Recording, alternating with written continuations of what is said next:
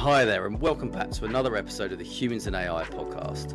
This is the podcast where we dive into the real life stories of the top leaders and entrepreneurs within the artificial intelligence, high performance computing, and data center space. These people truly are at the top of their game.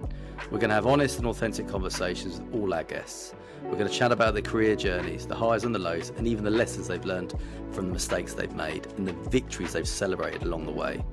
It's all about sharing their experience and their knowledge and how they see the future of the space they're in. So if you're looking for practical advice from people who've walked the same path as you, or just a little inspiration, you're in the right place. We're going to be dropping new episodes every Thursday, so make sure you stay tuned and don't miss out. Hi, John. Thanks very much for coming on today. How are you doing? I'm doing great, Nick. Thanks for having me on the show. Oh, wonderful. Well, really been looking forward to seeing you. Before we get started and right into it, are you able to just give a quick sort of helicopter view, who you are and where you're working now and what you're doing? So I am John Belizaire, CEO of Soluna Holdings. Soluna Holdings is in the business of making renewable energy the global superpower by developing data centers that are co-located with renewable energy plants that have high degrees of wasted energy, also known as curtailment. Most people don't know this, but the renewable energy space is growing at leaps and bounds. But there's this little known secret that about 30 to 40% of that energy is unused and is a big challenge for a lot of these power plants. And that has a lot to do with the grid infrastructure and its original design to be synchronous. And once you add Mother Nature-driven power plants, all sorts of interesting engineering problems occur. What we've done is we've taken a lateral approach to solving that problem by bringing load to generation, and specifically batchable computing load, things like crypto computing, Bitcoin mining, and now we've advanced to AI and generative AI training, tuning, and inferencing at these locations. And so we're a digital infrastructure company that is focused on driving more renewable energy growth. Fantastic. I mean, it's remarkable to think that there's that much sort of wastage of 30, as much as 30 or 40%. So you're right. It's a fantastic space to be in, and again, one that's only going to be more and more important as we move forward. So thinking and talking about obviously obviously you're the CEO. You've been the CEO now since I think it's about 2018 with Soluna. Yeah, I was told by my team that I've been in the seat for 19 months. Somebody should keep track. Obviously, it goes fast. Yeah, it goes fast. Yeah. I mean, you're a serial entrepreneur, so you've founded and successfully exited and sold numerous businesses, but that wasn't obviously how you started. So you started actually as a technician, so you were an architect or an engineer before you got into the business world. Yeah, that's right. So I did my undergrad and grad at Cornell University in the computer science department inside the engineering school, and what I was always interested in is the business of computing and the technology of computing.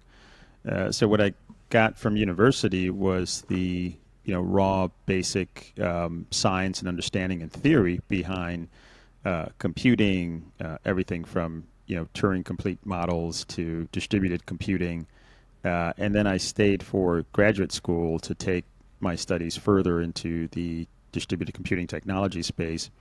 And so that foundation has served me well over the years because just about every technology that we've seen in the last 25 years or so has been based on these core computer science frameworks and capabilities. Even some of the advanced technology we're seeing today. We were beginning to talk about machine vision when I was just getting started at university. So it blows my mind today that computers can not only describe to you what's in a picture, but also generate a new version of that picture if you wish. And I started my career at Intel, Nick. We were a hardware company at the time. Hardware was sexy. PCs were sort of moving to dominate the global economy. And Intel was trying to find ways to drive demand for its billion-dollar-plus fabrication plants that it was building in the U.S. and beyond. And the trick to doing that was to create new, exciting ways to use the PC. And so I was part of a group called the Intel Architecture Group, and we we built software and tools that help to build next generation applications. And one of those was video conferencing. People were laughing at us, like, who's going to use computers as a communication device? And it turns out that Intel's CEO at the time, Andy Grove, who today I believe is one of the best CEOs in history, really focused on the concept that the PC, is more than just a word processor or a calculator. It could actually be a connection device that connects the whole world. And he gave that speech in the mid to late 90s at a big PC conference. And what he was describing was essentially the convergence between PCs and telecommunications. And that concept, convergence, that was the first time that I saw it. And you can look at just about every innovation since then, and it's all been driven by convergence. And so we're seeing the convergence again now with renewables and computing. So that strong foundation in engineering and technology has served me well as an entrepreneur. It gives me a little bit of hope. I've spent the last 4 weekends now travelling up and down the UK, visiting universities for my son to do engineering. Oh, really? That's what he's very strong in maths. Very excited about computers and looking at engineering courses. So it gives me hope. He's a bright kid, so I'm sure he'll do well. He obviously lent itself and worked well to you anyway. So obviously you spent a few years as an architect at Intel, and then not satisfied. Already quite early on, you set up your first business, and indeed, that's your first sort of dalliance into entrepreneurship, so to speak. Yeah. Technically, my first business was in high school. Actually, I oh really? started this business. I started this business selling. So in our high school, I went to a trade high school where you essentially learn specific trades with your hands. You can learn mechanical technology. You can learn opticals, and then they had a computing or information sciences section, and then they had this sort of mini computer in the building, and they had these machines that were in the lab, and you had to come in with a disk to store your program. Otherwise, there was no storage to store your programs at the time, and so they said, we'll give you the first one for free, but once it fills up, you got to get your own disks. And so I saved up some money with the help of my brother, and then I went out and bought a bunch of discs, different colors, green, yellow, orange, and started selling. I bought them for like $1 and started selling them for $5. my high school value. Yeah. So it was sexy because people, the ones the school gave you was black, and you could get colored ones for me. The only thing I had to manage was getting robbed, leaving the high school. So everybody knew how much money I was making. But my first real business was a software company. It was in Boston. I co-founded it with 4 of my colleagues actually from university. We were always impatient, to your point. We were not necessarily built for large corporate America, and it was clear that we were going to go start something. So every Saturday we actually got on a call. I'd probably be eating a sandwich or something, and we'd be talking about what's happening in the technology space and where might be some interesting pockets. They were in Boston at a younger company doing a lot of big year 2000 transition work and distributed computing. And we came up with this idea, and we were really excited about it, and we decided to all quit our jobs and go do that. So I moved from the West Coast to Boston, and we formed our first company. Once we got it all started and got the first check from some of our investors, who were friends and family, that's where all the fear and anxiety started. Like, oh my God, we really don't know what the hell we're doing. And we had to learn, learn as you go, if you will. And one of the things I learned was that if you want to avoid making mistakes, it's okay to make mistakes as an entrepreneur, but for the most part, they should be original ones. You can you can you can avoid making unoriginal mistakes by talking to people who've done it before, and that's what we did. So I called. At the time, there was no internet, and so I picked up this directory of all the professionals from Cornell that lived in the Boston area, and I sort of, used my finger and scanned down, companies that were younger companies and entrepreneurs, and I just started calling people and saying, "Hey, we're a group of Cornellians here. We started this company, and we really would like to pick your brain because there's a lot of things we don't know. Like, how do you raise capital? Like, how do you, how do you, put a pitch deck together and things like that?" And it was an amazing experience. People did pick up the phone and call us back, and were very helpful, and that sort of set us on a path to success. So obviously there was a few college friends, university friends, all come together. Right. You all play different roles. So how did you sort of find your way in getting that working? Because you can't all do the same thing. So it sounds like you were very much the sort of the face to the business, perhaps, or certainly the person picking up the phone, maybe doing the sales, raising the funds. The other guys want more back office, or were you all doing the same thing? Good question. So, with 5 co-founders, there's a lot of mouths to feed, so you had to figure out who does what. And Yeah. it turns out that the roles were natural places. So there was 5 of us. So let me see. So we had William Lee, who was probably the smartest and brainiest of the bunch, had the original concept around the technology. So he took the role as chief technology officer.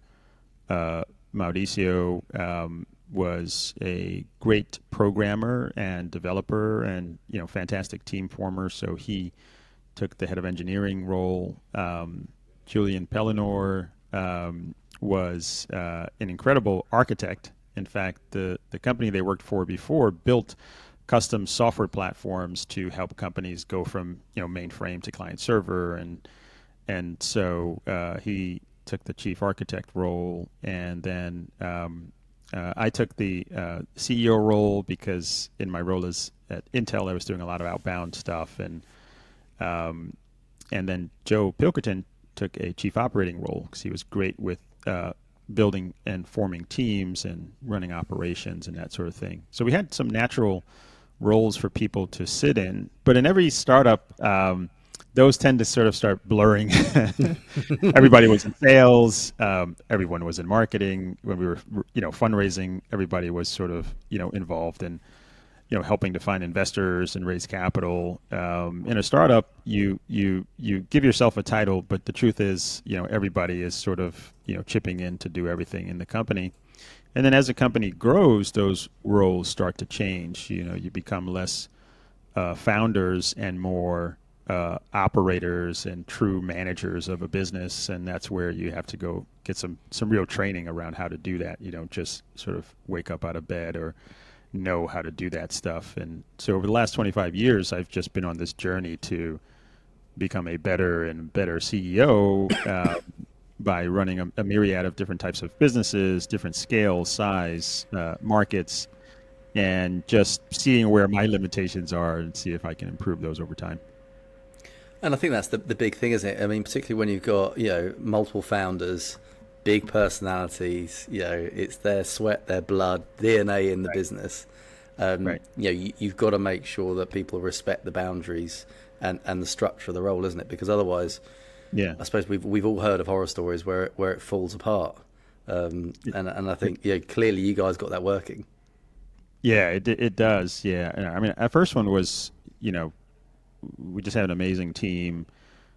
Most of the time that when investors spoke to us, they were just attracted to the energy of the Magic Five, if you will, and we we were very upfront about what we knew and what we didn't know. There wasn't a lot of ego where we were sort of um, playing this role that just wasn't true, right? Like we know everything and we're going to dominate the world. Our innocence and naivete in certain areas actually ingratiated investors and allowed us to attract great mentors to help us to, build the business, make it successful, and solve real problems. We eventually hired, managers and members of our teams that were in some cases 20 years our senior, and it was quite challenging to sort of have this role where you're the boss of someone who's been, working in these really big enterprises for 20 plus years. And I think, the fact that we didn't have egos and we found the opportunity to learn from those folks. One thing we did is we had drive and we had vision, and that attracted these fantastic operators, which helped us to build a very successful company. I mean, that's incredible. I can imagine, yeah. And bringing in people that have been there, done it, seen a lot, 20 years more senior to yourself. Yeah. And, there's you, like I say, quite humble about the whole thing. Exactly. And right. bringing them in and getting them on that journey. And I think that's it, isn't it? It's getting people bought into the vision, bought into the role that they're there to play, and bringing them on that journey. That's right. That's exactly right. And it worked. Yeah, and it worked. Yeah. You managed to sell to BEA Systems, I think? That's right. So we sold the business to BEA Systems, which was a very successful enterprise software company right in the middle of the growth of the internet and the whole digital wave. Everyone was racing to the internet. It's kind of like everyone is sort of, dipping their toe in AI right now, so they don't get left behind. Everyone wanted to take their brick and mortar businesses and make them digital and online, or at least dip their toes and see what this is, what this is about. And so there was just a rush to buy core software technology and tools to help companies do that. We built, our first company was in the business of building Lego blocks, if you will, for software Lego blocks that you can use to build these e-commerce applications very quickly. And it's kind of funny to talk about that now, because just about every software is built like that, right? You go to GitHub and download some patches of code, some open source stuff. You'll blend it together with some proprietary, and suddenly you've got this magical thing. Now you can go to GPT and tell it to, start writing some code for you, and then you can go from there. At the time, that wasn't available. Folks were trying to, figure out how to use this new technology, and so we built these things. I literally would go into these banks in New York with a box of Lego blocks and say, "This is the future of software." And they're like, "That? How much does that cost?" And it says, "Well, they cost $5 at Toys R Us, but the ones we're going to sell you, they cost $1 million." And we built a great business. Now, BEA was a fast-growing business. They built all the plumbing software that our software would run on top of, rather. And they were also the fastest company in history to reach $1 billion in run rate revenue. They had 53 offices all over the world, really powering the enterprise. And their primary competitor was IBM, so it was like a toe-to-toe battle going through this. And then suddenly, all of these young, new digital companies were sort of coming after them. So it was a very interesting experience. Our company was doing about $15 million in revenue. We were acquired for 10 times that, and we grew it 10 times in a 3-year period. So by the time I left BEA, we were doing upwards of $200 million on our technology. I spent lots of time traveling the world telling our story, and it was a fantastic experience. And I've taken that experience with me through a series of other entrepreneurial ventures as well. Yeah, because I mean, that's incredible. So going from a small 50-person business, startup, 5 friends putting it together, to going into, essentially a corporate. Right. And rather than the owner and the founder, you're a director, Right. And again also into a proper sales role in a large corporate organisation where you haven't been a true salesperson in the conventional sense. Yeah. You've done it as a Right. quite frankly entrepreneur. So Yeah. how did you sort of find that adjustment? Because that nothing prepares you for that, I'm sure. It was very hard. It was not an easy transition. Again, you look to mentors. There was this one gentleman that was the head of sales at BEA. He was actually one of the important people I was told to meet, because he was sort of, putting up the big numbers, and if there's anybody who's going to be responsible for selling our software and making it successful. It was him. And the funny thing is, when we first met, it wasn't a great experience. He shows up in the again. Remember, I'm in my late 20s at the time, and everyone at this company is like 50 and above. You know what I mean? So he walks into an office. I had just combined my business with BEA. He was a lead salesperson for the company, or the lead sales manager for a big team at the company. And he comes in with one of his colleagues. I'm sitting in this sort of these hotel offices, if you will, in California and San Francisco, and I'm sort of reviewing my notes and sort of preparing my thoughts for the conversation. So two gentlemen walk in and they say, "So, excuse me, are you going to be here for very long?" And I said, "Well, why do you ask?" "Well, we've got this meeting with a very important vice president here soon, and we're going to need the space." I says, "Oh, I see. I'm sorry about that. Who are you meeting?" And they said, "John Belizaire." They look at each other like, what? None of your business. Like, what do you? But the guy's name is John Belizaire. Like, why do you care? Like, are you going to be out of here or not? And I said, "Oh, I'm sorry. Well, I'm John Belizaire. Nice to meet you." These guys, their faces went red. I was about to say, their jaws must have dropped. Their jaws dropped, and look, I probably could have made this guy's life miserable, but It would have been fun. yeah, it would have been fun. But that kind of ingratiated us to some extent. We became really good friends, and we put up some of the biggest deals together. And he taught me about the inner workings of BEA, what drove the sales team, sales compensation, all of that kind of stuff. And he also happened to be an incredible wine connoisseur. And so anytime that, I had parties or whatever, I would have him, order the wine.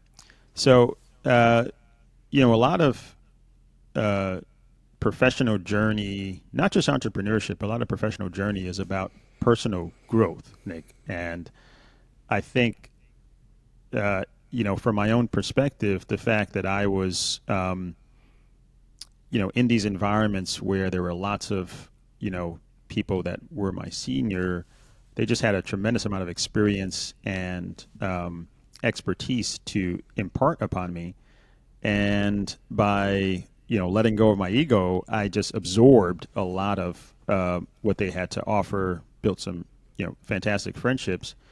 And that has served me well going forward. I guess now I'm sort of the sage talking to these young professionals and so forth. And what I remember is that, their job is to teach and your job is to learn.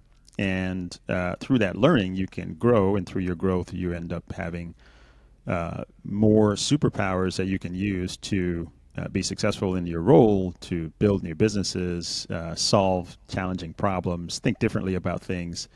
And when I look back, a lot of my success has really been driven by the fact that I've been fortunate to be exposed to some of these incredible people. It's fantastic you've actually had that. Not everyone gets that sort of luxury. And obviously, moving on to when you left there, you then founded another business. Yeah. And we'll quickly sort of go through it because I've got a few questions on it. You, co-founder, CEO, insurance underwriting software SaaS play business, a significant period of time, 10 years in the organization to get it to where you were successfully sold. Yeah. What were the biggest challenges that you had to overcome to turn that business into a success? Oh, they were numerous. I'm sure there were. Let's just start with the fact that we knew absolutely nothing about insurance when we formed the company. The way we came up with the ideas, we actually researched our way into it. Just before that, we had started a company where we were investing in companies. It was sort of like an incubation style firm. And we were investing our own capital, and, we thought we're smart, we can help companies build companies. And the truth of the matter is we were not smart. We had some money, we can invest in companies. But what we found is that most entrepreneurs would come in with technology, but they didn't have any business. And that's the one thing that I learned at BEA. And I guess Intel prior to that was that technology look, technology is the easy part, actually developing a business model that's sustainable, that solves real problems that you can scale over time. That's the hard part. Finding a pain that can be filled by that technology ultimately is the nirvana you're looking for. And it actually turns out that it's better for you to go find the pain first and then figure out how to create the technology for it. And so that was what we learned losing all the money we did investing in these guys who had great technology. And so we went out and uh, essentially studied these different markets. We had this theory that software was changing. It went from being digital on the outside to more digitizing the inside of the business, and we started talking about technologies that were involved in that: workflow integration, data and analytics, and we just started studying what companies were using this technology. And it turns out that all the ones you would expect were using it. The banking community, the financial services community, the government was getting involved in this technology, and then we saw insurance using it. And we thought, insurance never invests in technology early. They're always like the laggards, like you never go there. And so that piqued our interest. We dug into that, and to make a long story short, we formed this company called First Best that was geared to essentially building a digital workflow and decision platform for underwriters that made these very complex decisions every day. But it turns out most of them made it from their gut, and it was hard to sort of pinpoint how repeatable that could be. But there were lots of other interesting new companies like Progressive Insurance that was using data and computing to improve decisioning. And the company became one of the largest and most successful and profitable companies in the space. And investors were jumping in and saying, "Hey, wait a second, why is this? Why are those guys making money and you guys are not?" And it just shifted the psyche and focus for these management teams. And we jumped in.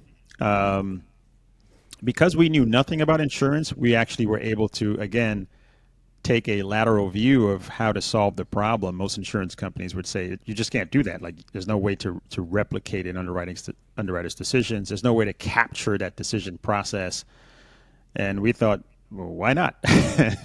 You can pretty much digitize anything. And again, that naivete allowed us to do that. But to convince a business industry, and for most people may not know this, but insurance is sort of one of the largest, most powerful industries that you'll never know much about. We all use insurance in some way, and it's required, or we feel like we need it because we're sort of selling off risk. But the truth is that the insurance industry pretty much drives the entire global economy. We would be hard pressed to actually run the economy without having insurance because of the risk management aspects of it. And so when I sold the business to another large insurance software company, I wrote like this list of things that I learned through the process. And here's a few of them. One is when you're selling to the insurance industry, you have to remember they're risk managers, not risk takers. So, so if you show up with this new exciting technology that's going to change their world, they're like, "There's no way we're touching that." New? You said new in the sentence? That's not good. So we don't we don't want to touch that. And so one of our challenges was, how do you sell into an environment that's adverse to risk, where it's about changing your whole processes and believing that the technology can help you advance that. The other challenge we found was, how do you take one win, like when you had one customer that you successfully deployed the technology for, and then you want to get the rest of the community to just buy in. Entrepreneurs are always, fooled into thinking that one win is like the ticket. Now we have one customer using it, everybody's going to use it now. No, actually, you need to. There's a very specific process you need to follow to take that story, that win, that success story, and then tell it to a very specific set of customers from then on, lookalikes, colleagues of theirs. And to do that, you have to understand that in every industry, there is a small community. Every industry has a small community. So I'm in the insurance business. I'm in the energy business and computing business now. And when I look at the energy business, it's just like insurance. Like, you can't do anything without energy. It's a huge global industry, but it's a very small community. So you have to think of, like, who are the connections that you need to make from that point to help to drive the business, going forward. And the last one I'll share is related to IT versus business. So with every company, there's a couple of doors you can use to go into the company and sell your wares.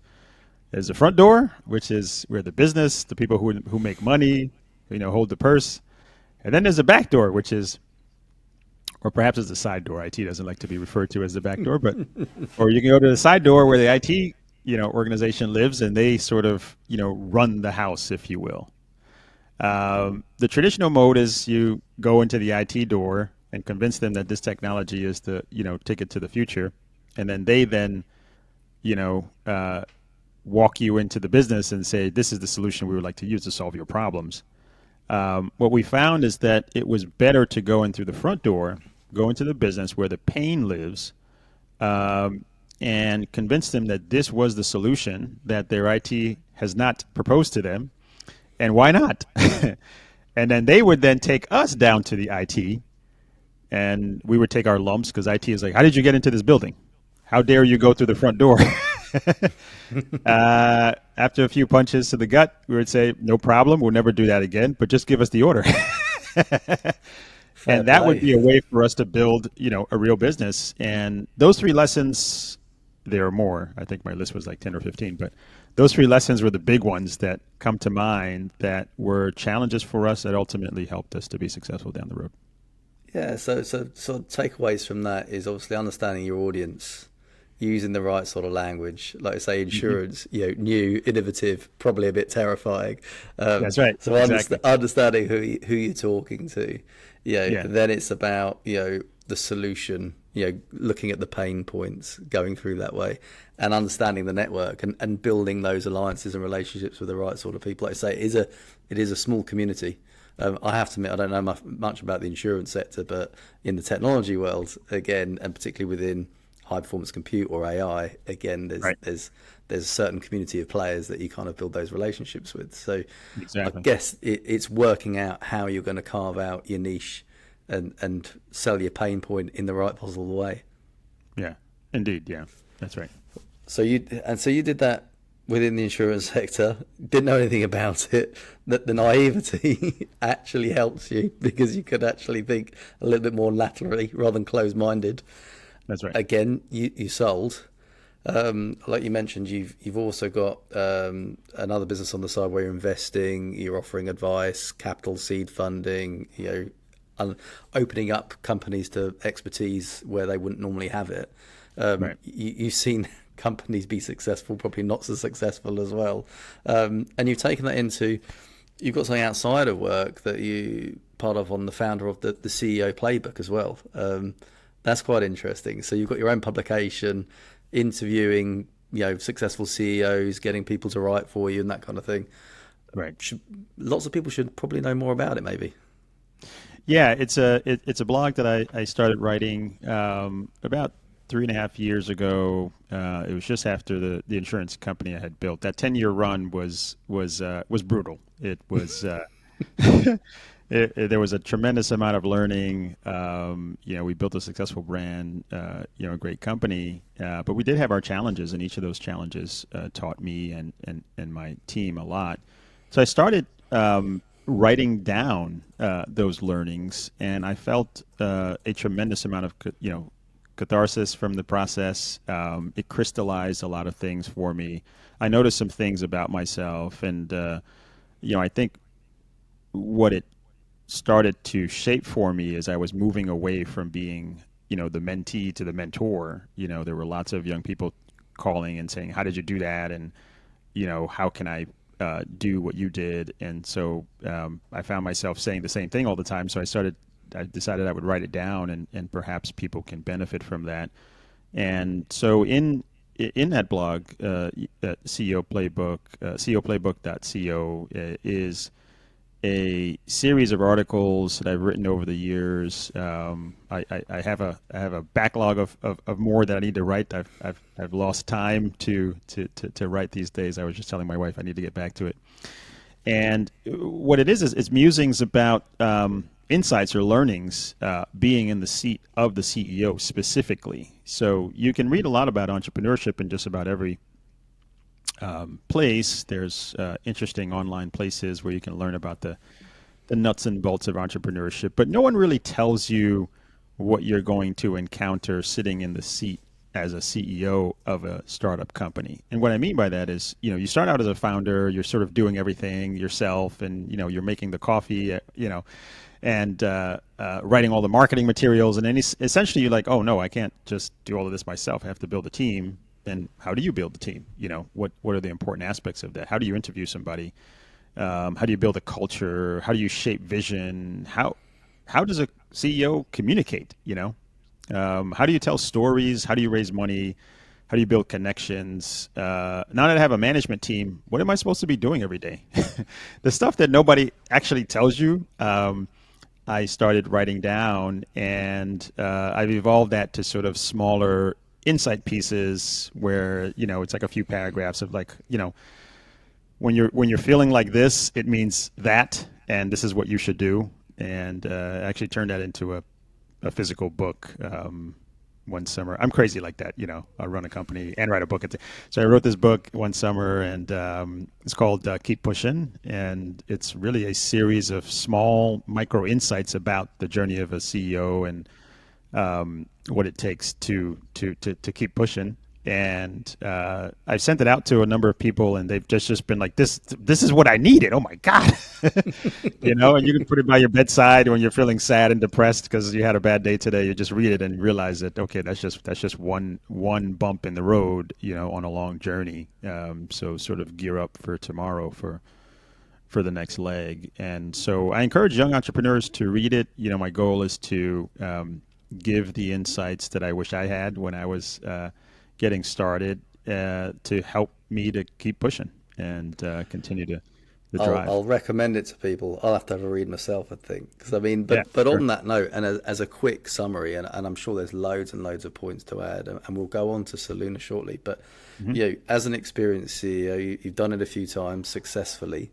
What for budding, not necessarily young, but sort of young in career, CEOs that are just literally starting out their CEO journey from whatever background, what sort of the top three tips would you give them to make sure that journey is as smooth, not necessarily pain free, but certainly as smooth as possible?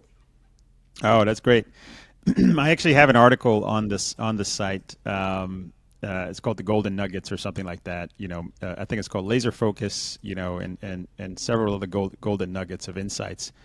I'll definitely share a few here. One is laser focus. So remember, I talked about the fact that I called a bunch of previous entrepreneurs from Cornell and asked them a bunch of questions. Well, there was one that I'll never forget. I think he had built 3 or 4 companies. He was on his 5th company or something like that. And he was busy. It took him a long time to call me back. I went into his office, and the guy's sitting there. He's an older gentleman, and every question I asked him, he answered very succinctly and clearly.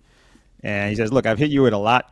By the end of our time together," he says, "I've hit you with a lot. But if there's one thing that you need to remember, right? I want you to remember one thing, and that is laser focus. CEOs tend to be lured by shiny objects. We're doing great here. Let's go do this other product, or let's go after this market, that sort of thing." And businesses are successful when they do fundamentally one thing really well. Not 2 things, not 3 things, just one. And focusing and understanding what that one thing that you do well is will serve you well going forward. The second is when in charge, take charge. Very often CEOs don't realize that they are the CEO. When you get that title, there's a lot that comes with it, especially when capital comes forth, and if you have co-founders, you tend to want to have like this committee style decision making and so forth. No, that doesn't work. You are in charge. The CEO has to ultimately make the final decision in many respects. Over time, your decision making process changes, and it's important to have a process. Like Bezos says, there's different types of decisions. Some of them are irreversibles. Some are the irreversible ones. Spend a lot of time on them, slow them down. The ones that are reversible, let other people make them. You don't have to, make all the decisions. But when you're in charge, definitely take charge. Read a lot. And it's important for CEOs to actually make time to read, gather their thoughts, and process their learnings. In fact, most of that processing comes from pain. You lost a big deal. You didn't get that investor that you wanted. You installed the product at the customer and it broke. There's a lot of things that are going to happen, and that pain is where all the learning happens. I like to say pain is where the learning happens. So you actually want a lot of pain. And in fact, if you're going into entrepreneurship, prepare yourself for a lot of pain. It's not for the faint of heart.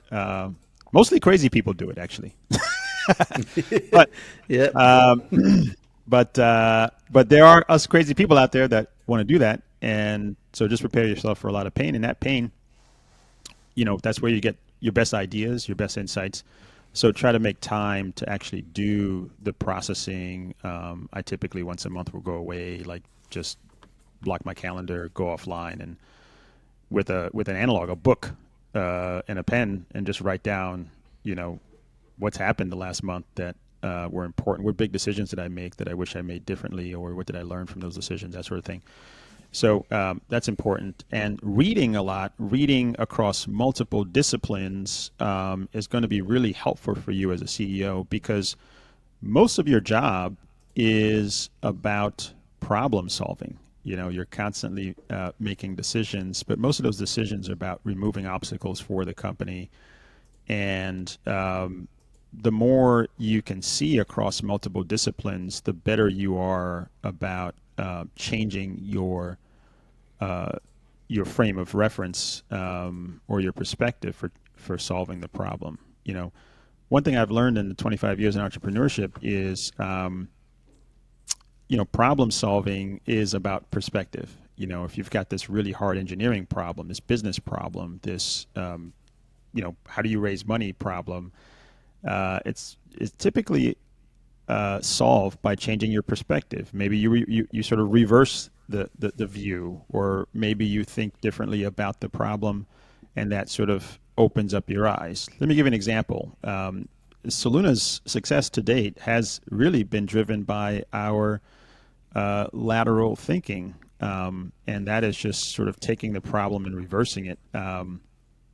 So, for example, we had a problem ourselves where we had a renewable energy plant. We needed to figure out how to get load to the get the power to load, right, and to monetize it. And we kept thinking about it, and then we said, well, what if we reverse the problem, invert it basically. And inversion is a really powerful mental model that every CEO should incorporate. And essentially, it's the concept of sort of taking a problem statement and turning it around. So our problem statement was, how do we get power to load? Maybe if we reverse it, how do we get load to power? Just by doing that reversal, opened up our minds to, well, what type of load could we move to power? You can't take a factory and put it on the back of a truck.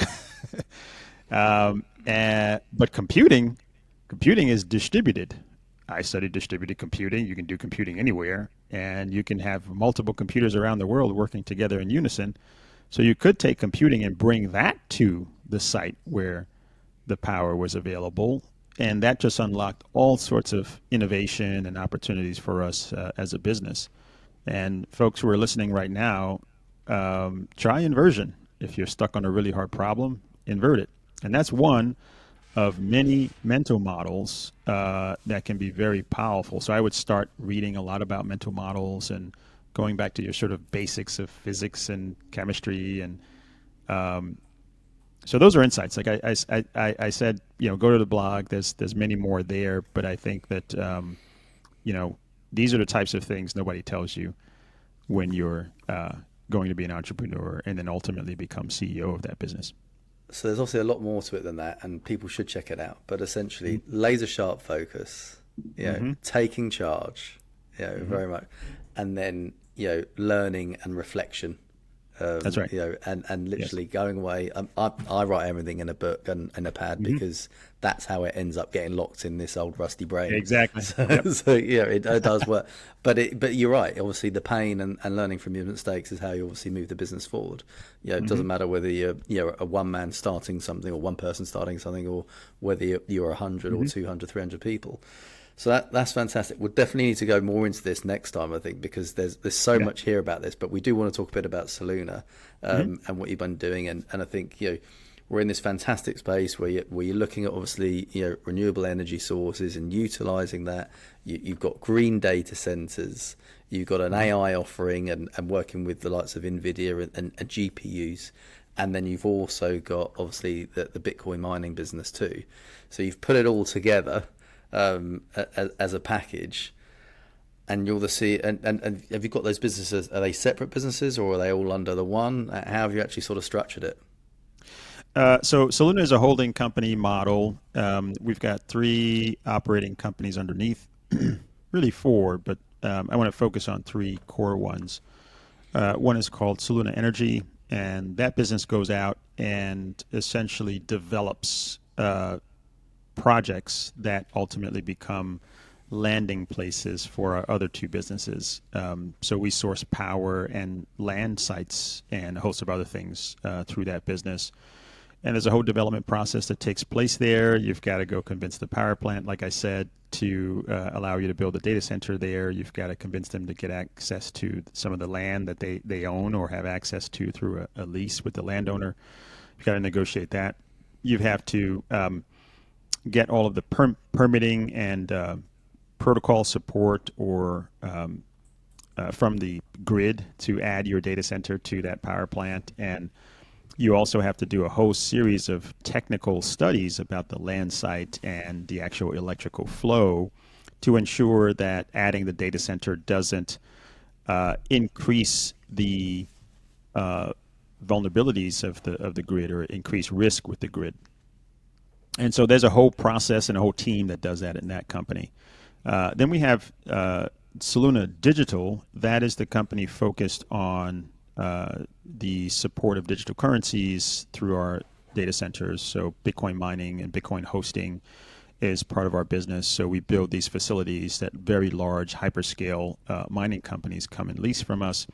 And we also, through joint ventures, do some of that mining ourselves and portions of our facility. And then our newest business at the time of this recording is Soluna Cloud. That business is focused on AI, and we provide AI computing resources through the form of GPU as a service, if you will, or GPU rentals. We make that available through a host of aggregation sites, and we also make that available directly to customers that want to reserve a set of GPUs from us. And then the second part of that is building these green data centers that enterprises can use to power their AI projects and workloads. Enterprises will probably be the biggest beneficiary of this technology. Most of the transformation will take place there. They have most of the data that can result in pretty significant innovation on a global basis. But that data is their crown jewels, and they want to make sure it's protected. And so they are more likely going to support open source models or customized models that are deployed in specialized private data centers where they know where their data is and they know what the stack looks like. And we're building next generation data centers specifically for AI only that live with these renewable energy plants. Because there's one thing for sure, the biggest beneficiaries of AI, the enterprise, are also the ones who will need to be most responsible for ensuring that the growth of that industry is sustainable and doesn't destroy the planet. And by aligning with their core ESG goals, they can then deploy those workloads in these specialized facilities that we're building to support that growth. So we support co-location and GPU hosting in those facilities. So that's the Soluna Holdings family of companies. The fourth is Wow. sort of a services company that provides services to the different companies. Oh, okay, right. Understood. Makes perfect sense. So, Mm-hmm. so you've got all those businesses together. The energy business probably was that the first business that Yeah. you So went into Soluna Energy. operation, Yep. So and Soluna now obviously Energy the most new one is obviously the is cloud cloud. business. That's right. Yeah. So, which we've seen other organisations sort of follow that path as well. Mm-hmm. And I know we talk about sustainability, but respectfully, it sounds like you truly got it nailed in that sense. In the fact that Yeah, you thank you. So, yeah, I mean, again, inversion, lateral thinking, right? Why don't, if you want to make computing more sustainable, where you've got to bring computing to where it normally wouldn't be, and you've got to bring it to these remote locations, rural areas where power is stranded, and combine those two resources, and you create something new called renewable computing. And we believe renewable computing is the future. Power and computing infrastructure will become one over time, and that will allow us to power the next decades of innovation around computing. Many people are saying that AI is the next steam engine and will allow us to do things we've never done, as a race. And I agree that potential is there because we are now able to process, beyond human levels of data and information and find insights in that data that we normally would not be able to. And that's going to help us to solve climate change, overcome some of our most challenging diseases in the world, become a multi-planetary species. There's a lot that this thing will do, and we just got to make sure that we do it in the most scalable, sustainable way. So obviously, you've got a number of different businesses all working together, all complementing each other. Mm-hmm. Some are newer than others. What does the future look like for you over the next sort of 12, 18 months? Obviously, I'm sure it's about growth, but is it new site selection? Is it getting the cloud business really up and running? What's the focus? Big focus is on building out our latest projects. So next year we'll be doubling the size of Project Dorothy. Oh, by the way, the names of our data centers are all after top, most famous women catalyzers. So Dorothy Vaughan was part of the Hidden Figures math team that helped to get us to the moon. Project Kadi is the next project that's twice the size of Dorothy. We're going to build our next Bitcoin mining facility, so that'll be under digital, and we're going to build an AI, one of our first scaled AI facilities there. That'll be under cloud, and Kadi is named after Kadi Kariko, the famous scientist that has been working on mRNA therapies and so forth. And we have another one called Project Rosa. We've just announced, about the same size as Kadi, maybe a little bigger. That's just getting started in development. Rosalind is the woman who used X-ray imagery to find the double helix design. So These are all inspired by these incredible women scientists because we believe that we are doing something that's never been done before, bringing computing to renewable energy and integrating those two and converging them, if you will. And so the next 12, 18 months is going to be crystallizing that vision by building and growing our footprint of assets under management and specifically diversifying our revenue into AI. So there's going to be a big focus on cloud and the cloud success, continuing the growth of our Bitcoin business. But we want to position Soluna as the sustainable, scalable AI platform for the future. So you're literally growing ground up over the next 18 months. We are. So We are, new yeah. projects, mining Yep, business, cloud business, exactly. all growing. So That's right. you you got a lot on your plate. That's for sure. Indeed, I do. And and in terms of just sort of wrapping up, I mean, what is the secret to the success? So in terms of we've talked about your leadership style and we've talked about how you've got it right so far, and learned from those mistakes that on the way. What is it about that's made it work and will make it work over the next 18 months? Is it about empowering a really strong leadership team? Is it about the partnerships that you guys have developed? What has been Yeah, really sort of the main focus for the next success? it's about the team, Nick. I have found that building the most diverse, and I'm talking about culturally diverse, experience diversity, experience in terms of like the depth of their experience, sort of mixing younger new professionals with older, more experienced people, cross industry. So Soluna has computing, software, energy expertise all mixed up in one company. We're now going to start adding data center, AI, and tier three data center development expertise, next generation software expertise for building out a cloud platform. That requires us to have a culture that really gels the business together. At Soluna, we have a few core principles, and one of them is the fact that we're pioneering. We're constantly sort of thinking about doing things the harder way, if you will, because that's where uh, true innovation and success comes from. Do something really hard and make it look easy. You build value, right? I order things from Amazon, and sometimes they get there the next day. Sometimes they get there the same day It blows from my mind. billions of products in their catalog. And anything I can think of, I'm walking down the street and I just order it on my phone with one click and it arrives the next day. That's really hard to do from a logistic perspective, right? Because I could be anywhere.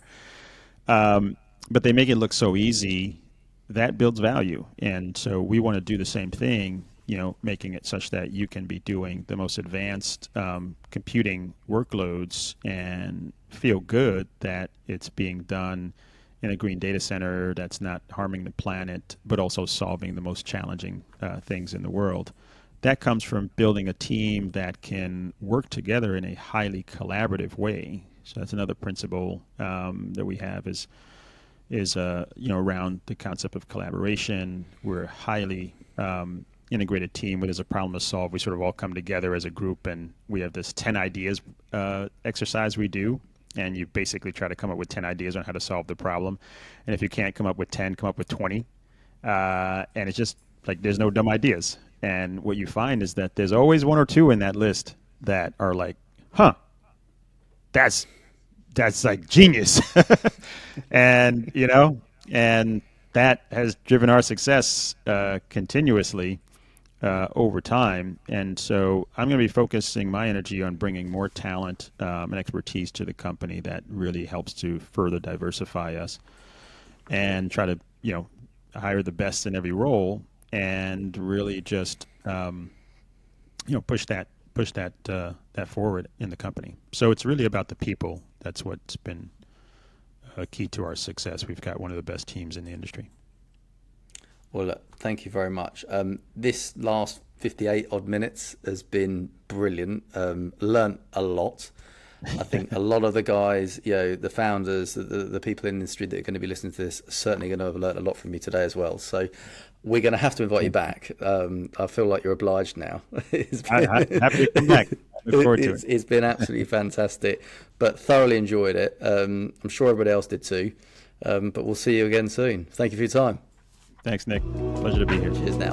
I don't know about you, but I really enjoyed that conversation with John. It was so interesting to hear about his journey from successful technician, engineer, and then founding his own company.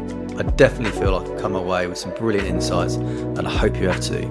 In the next episode, I've got a great conversation with Doreen Pennell, the Chief Sales Officer at Scaleway. We talk about all the challenges of motivating a large sales team in a competitive environment, and so much more. So make sure you stay tuned. Subscribe wherever you get your podcasts, and don't forget to follow Asobi so you don't miss a thing.